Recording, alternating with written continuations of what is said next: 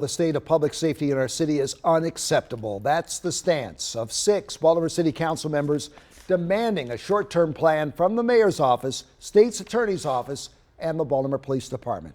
As WMAR 2 News' Kendall Green tells us tonight, the push to end the bloodshed comes ahead of the budget hearings in less than 2 weeks. 3 letters went out to Baltimore's agencies on the front line of the crime fight. The addressee, District 11 Councilman Eric Costello, who on Thursday rehashed the heartbreak we've seen in the headlines. We had a 17-year-old young man who was killed after celebrating his junior prom. We had 60 gunshots fired in the middle of a residential neighborhood in the middle of the day. And we had a pregnant woman and her fiance murdered. The first letter to BPD's Commissioner Michael Harrison requests data on the total number of officers on the street and sworn officers who aren't.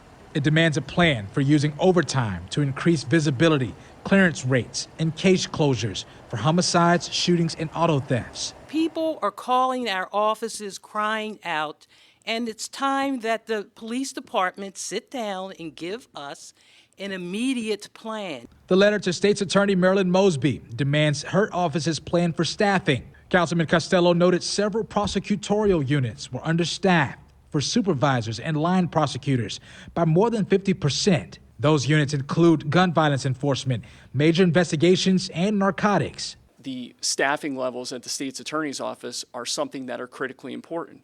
We need to make sure that we have the appropriate number of supervisors and line ASAs in order to prosecute the cases that BPD is bringing to the table. And the final letter addressed Director Shante Jackson, the director of the Mayor's Office of Neighborhood and Safety Engagement, which received millions of dollars. Specifically, $50,300,000, of which it was reported to the council only $75,000 has been expended to date. The committee wants a detailed explanation on how the $50 million will be programmed. Muncie last summer unveiled their group violence reduction strategy, to which they received $13.6 million. The letter requests the status of the strategy rolled out in the Western District, which is expected to eventually go citywide. The short-term plans to reduce bloodshed in Baltimore have a June 3rd deadline, but council members stop short of outlining potential outcomes if they don't receive those plans ahead of their budget hearings.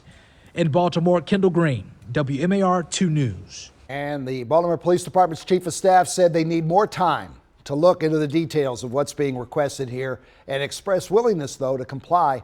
And nobody else responded to our request for comment just yet. Kelly?